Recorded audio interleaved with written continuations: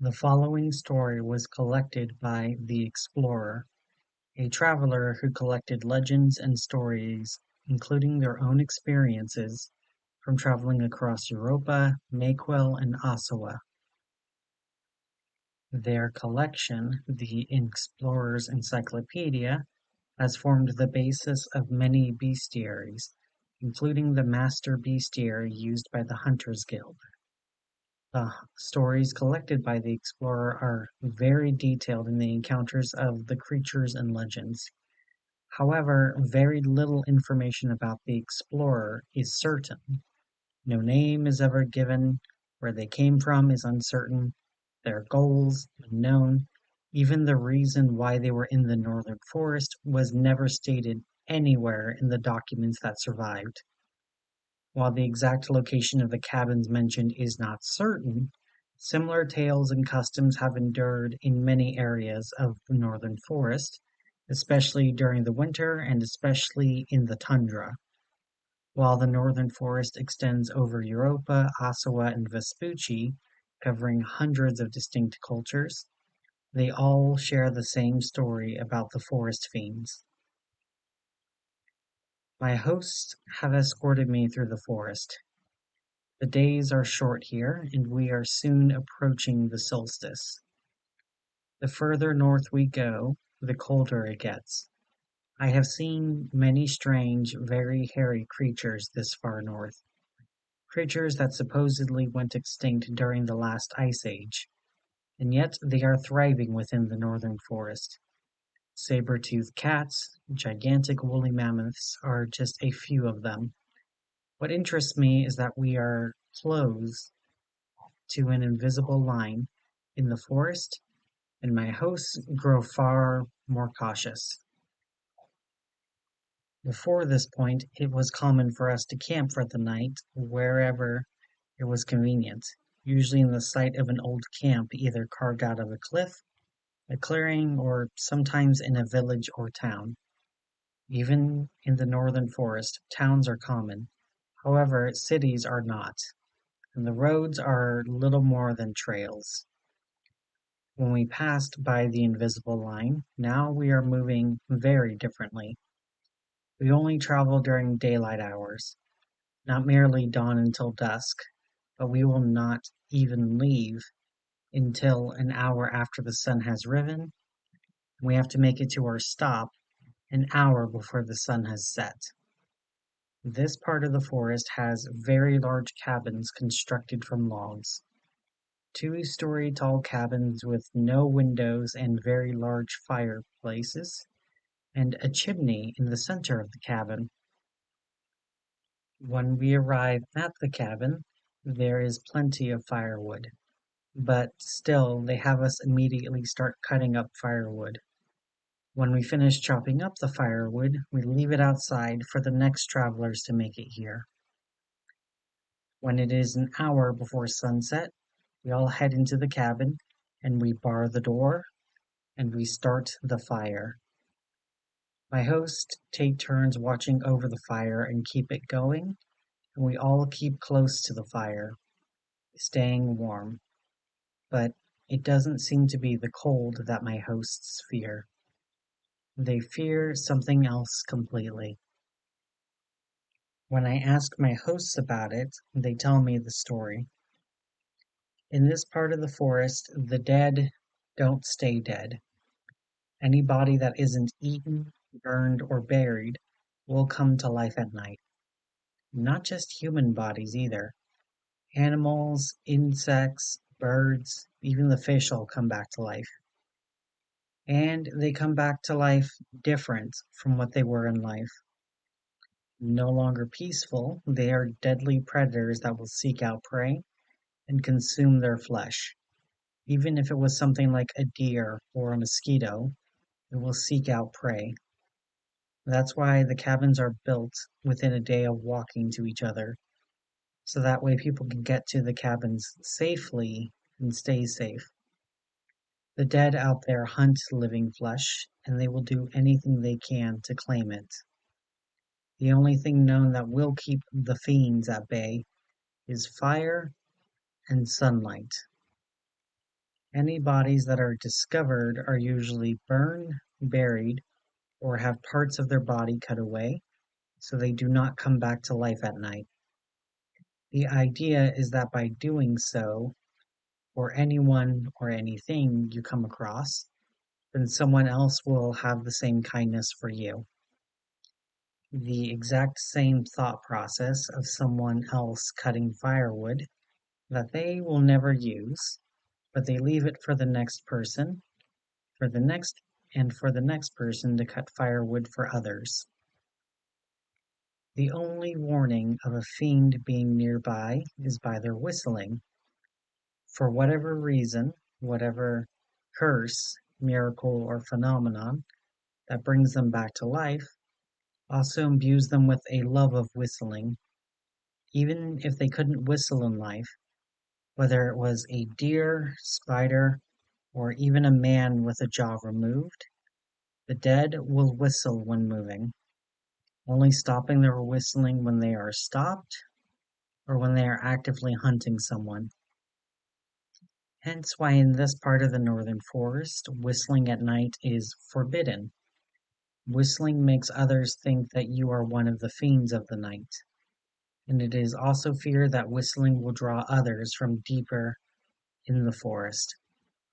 It cannot be certain, but it is believed that the whistling brings them in, and that's why they gather with each other at night. That night we watched the fire until we fell asleep, and we could hear them whistle and move through the grass.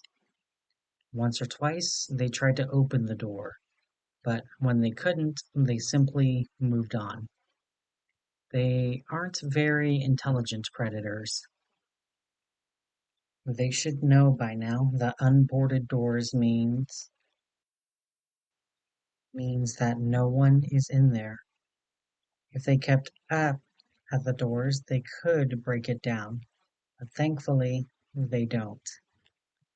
The next few journal entries detail moving deeper into the northern forest. For the most part, it is more of the same and highly repetitive, but it is here that changes begin to occur. We could see the smoke leagues before we ever reached the cabin. When my host saw the smoke, we doubled our pace towards the smoke. Smoke means fire. An out of control fire could burn down the cabin and most likely a large part of the forest. The northern forest doesn't just belong to humanity, and those that live there will punish those who do not protect, just as much as they punish the ones who cause the harm. When we made it to the cabin, it was almost a relief that it was only the cabin that burned down. The fire was mostly out, leaving only smoldering ashes on the stone foundation and the chimney itself. A strange invention, I am sure would be popular in Europa, but also one that doesn't burn with the wood of the structure. We rushed to put out the last of the fire, and we found ourselves in trouble. Only a few hours before sunset, and there was no cabin to sleep in. All of the firewood was burned up in the fire, and we would be vulnerable to the fiends of the forest. We were broken up into groups. One would gather firewood, the other would clean up and start to rebuild the cabin. We are not going to finish today, and most likely not finish tomorrow either. However, there is no question with me or my hosts. We will not move on until the cabin has been rebuilt. It puts us at risk to rebuild the cabin, but having a complete cabin also keeps any other travelers who come after us safe.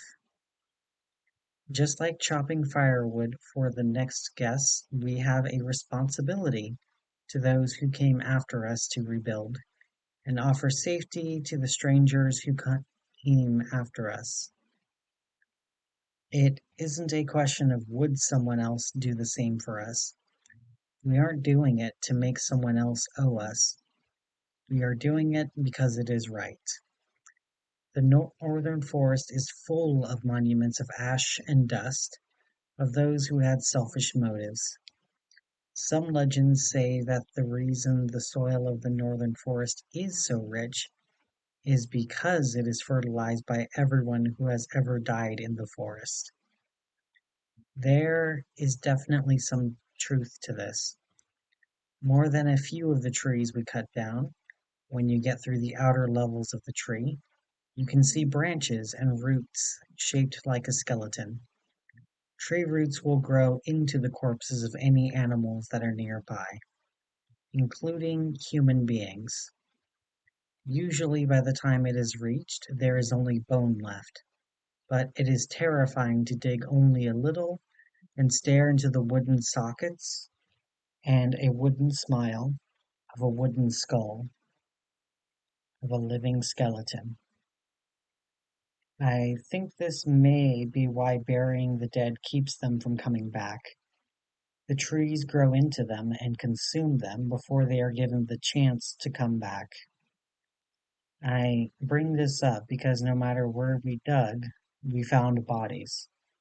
Step somewhere and kick up some dirt, and you will expose the milky white eye staring up at the sky, the roots not having a chance to grow into the body yet. The stench of death was everywhere.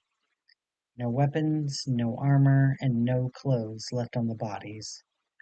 Apparently all burned in the cabin fire. My hosts and I think that there was an attack at the cabin, but whoever was defending the cabin decided to bury the dead and then burn the cabin. Although we don't know why they burned the cabin, we don't even know if there is a logical reason for it, or if there isn't a logical reason, or if there is a reason at all. For all we know, they left the fireplace unattended, slow cooking a rodent, and then the fire spread through the cabin, and they fled in shame. Or maybe it was set by the attackers, and there was nothing the defenders could do. One of the hardest parts about doing what I do, collecting legends and sharing what I know and what I learn, is sometimes there is no answer. And even if there was an answer, it wouldn't change anything. Whether it was logical or illogical, planned or random, set by the attackers or by the defenders, it makes no difference. The cabin was on fire, and it needs to be rebuilt again. Assigning blame or trying to solve the mystery would only distract from the actual problem.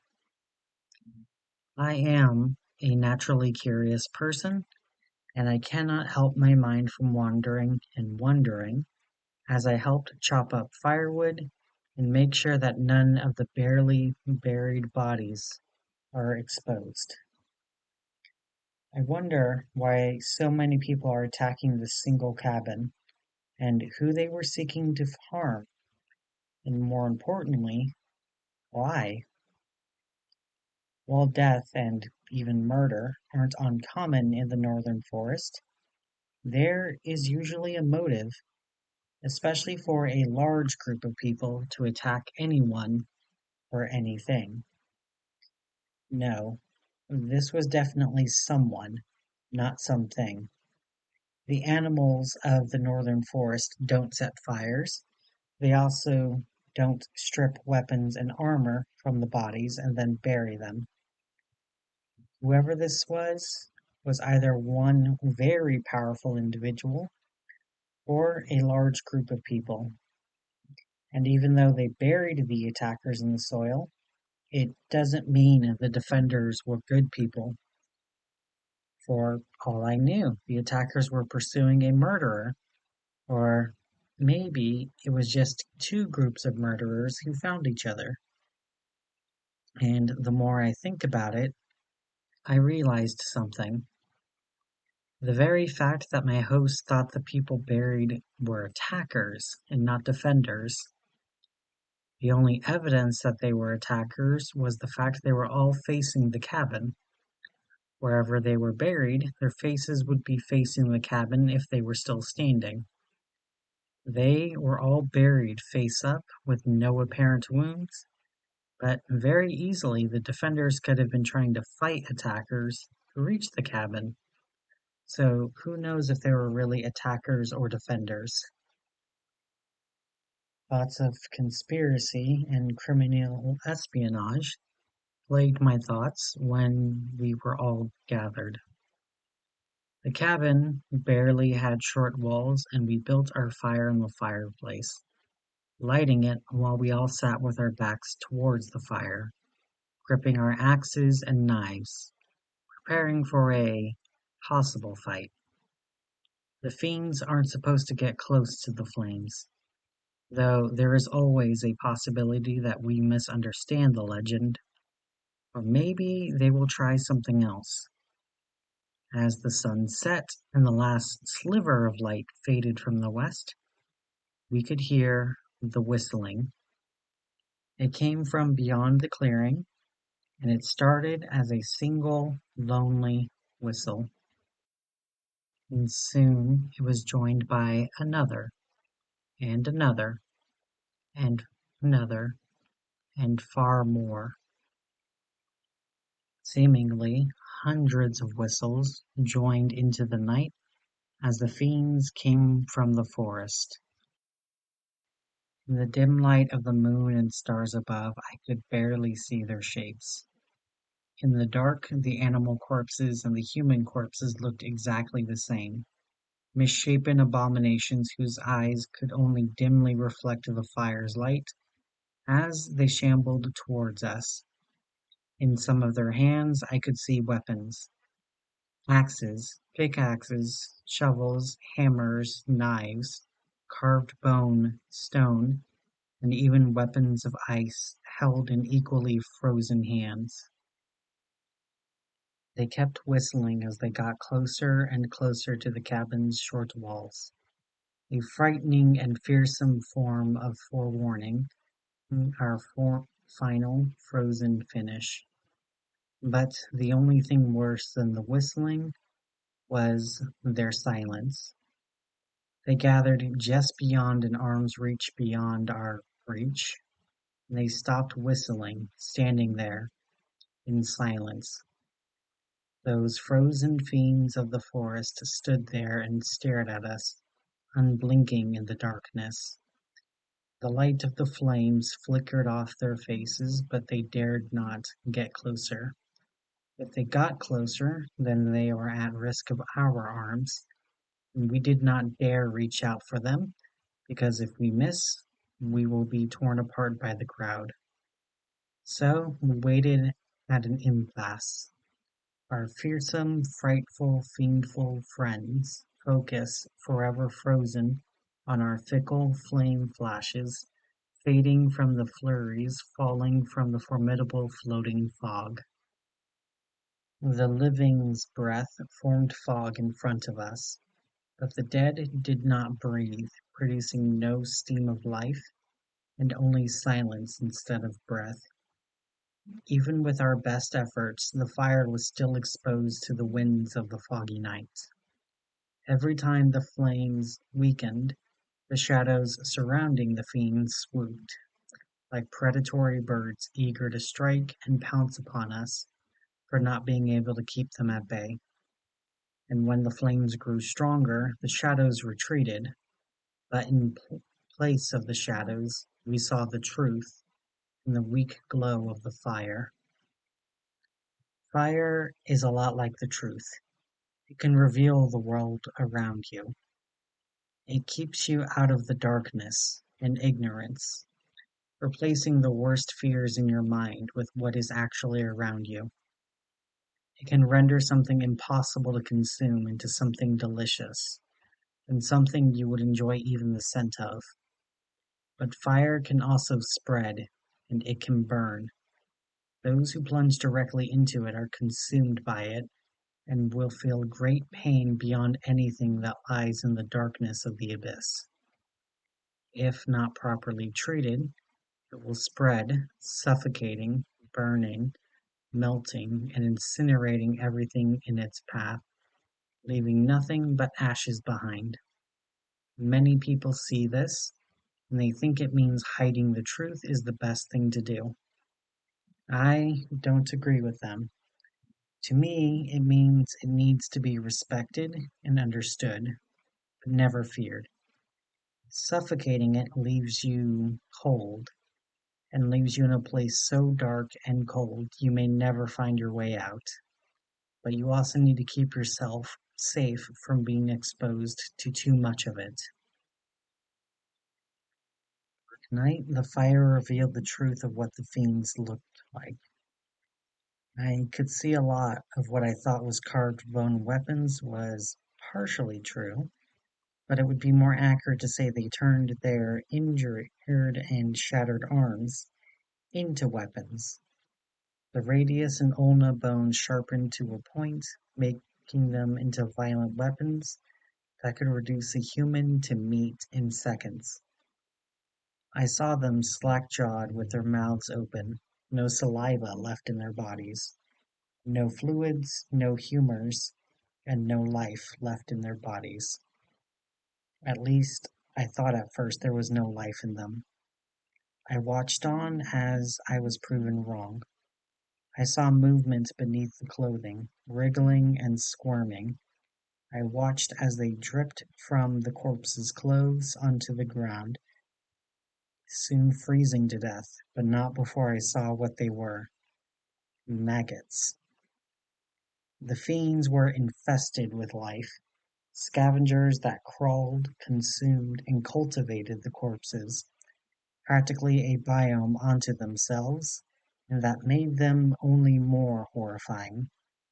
Frozen bodies that stood there doing nothing would be disturbing and unnatural, but it was firmly unnatural. Instead, we watched as life grew and continued from these frozen fiends. They were a natural part of the northern forest, as much a part of the forest as the squirrels, trees, butterflies, and rabbits, as much a part of the forest as I was. The animals were harder to see in the light, standing behind the humans, but I could see more of the same. I watched deer standing perfectly still on legs that were broken, with bleached white bones sticking out of the fur. I saw tigers with claws coated in black blood, long since dried, dead, and disgusting, their skeletons peeking out from the cuts in their fur and skin, revealing gray, rotten muscle that still functioned in the frozen night. And that was nothing to say about the ice forming on our fiendish friends. As the flames waxed and waned each time it waxed, we watched as more and more ice formed over them, their eyes freezing first, long icicles forming from their eyes like tears, following the wrinkles, cracks, and wounds of the face. Their extremities blackened, the little body left water left in their body, freezing and turning frostbitten. If they still lived, they would have tossed off their clothes to avoid the burning sensation before passing out and dying. But the fiends were already dead, so their skin froze and ice coated their bodies. By the time the sun rose, all of the bodies were still standing, but coated in ice, unable to move away from us, and unable to move away from the purifying light of the sun. They stood in silence still, a dead vigil, hoping to wait us out in the cold, only for the cold to turn on them first, giving us what we most desperately desired, a chance. We didn't wait an hour after dawn today. Once the sunlight reached us, we went to work. Some of us chopping firewood, some cutting down the trees to rebuild the cabin, and a few of us worked on the bodies. I got to learn up close how dismembered the bodies have to get for them not to return back to life. When it was first described, I imagined it was like removing every piece, until it was down to pieces too small to move anymore. Turns out it was a lot simpler than that, and also a lot more disgusting than I thought. They had to remove the feet of the dead from the rest of the body. The idea is to keep the bodies from being able to move, and when they're not able to move, the forest will consume them before they can hurt anyone else. Although the process of removing the feet from the legs is a lot harder than it sounds. The bodies are frozen, so you cannot cut it so much as you have to shatter the legs. While I cut the firewood, some of my hosts took heavy hammers to broke the frozen legs. The sound was like ice breaking, but far more unsettling because I knew what the sound meant. Once the legs are shattered, they have to be twisted and pulled. The noise was disturbing, and once the feet were removed, they were dragged into the forest. Not buried or burned, just let out to rot. When I asked why they weren't burned or buried, one of the hosts took me over to the pile we were at yesterday, where I disturbed a body less than 24 hours ago. Grass was already growing over the mess of dirt, and some of the grass had to be cut away just to dust the dirt away from the corpse's face. Already, the roots of the grass were deep and protecting what lies underneath. Maybe it's more accurate to say that the roots were protecting us from what lies underneath the dirt. As the roots were cut away like a net from the ocean, we saw what the roots dug up from the abyss underneath our feet. Body that just yesterday was still whole was little more than bones. The roots dug deep through the flesh and tangled in the bones, leaving much of the body roots surrounding bones, as the roots began to snake their way into the bones. The forest reclaims the dead very quickly. When the fiends are unable to stand, the roots of the forest will claim them in hours, leaving not enough for them to move, let alone attack when the sun sets. We managed to rebuild the cabin tonight, and we have enough firewood for tonight and for whoever comes after us. It did not take us long to rebuild the cabin. That night there were no whistles in the woods. All of the fiends now lie resting on the ground. Tomorrow we will make our way to town, and from there we can rest in safety. The trail is carved deep into the grass and the forest, cut through walls of thorns, carved into frozen rock, and even through the trunks of trees. There were walkways carved through the trunks of living trees that were practically tunnels in themselves. A lot of the trees were massive, taller than any building I've seen, and so crowded above that if it wasn't winter, the canopy would have blocked out the sun on the forest floor. And then we made it to the town itself. In the middle of a large clearing, it was built on the banks of a large river that flowed from the mountains. Where we were, the town was a collection of wooden structures built behind a large log wall. The lookouts on the wall had braziers and torches that burned even during the day. They didn't burn coal, wood, charcoal, fat, nor any substance I was familiar with. What I learned from our host was that these fires were carried by their ancestors centuries ago when they first came here, and those fires have never gone out even once during that entire time. The fires of Pangloss, they called them. They're supposed to burn with the fire of intelligence and growth. Essentially, the more curious people are, the brighter they burn. They burn bright enough that the town is always in light, even in the middle of the night. He came to town just in time. The travelers from further north are passing through on their way to their winter homes further south. If you travel much further north in this town, then the forest becomes tundra, and then winter and summer have odd effects on the sun. During the summer, the sun doesn't set for days, weeks, or in some cases, months at a time, giving them plenty of time to live their lives and avoid the fiends. During the summer, at least. When winter comes, the sun rises less and less, leaving parts of the northern circle in darkness for days, weeks, or even months.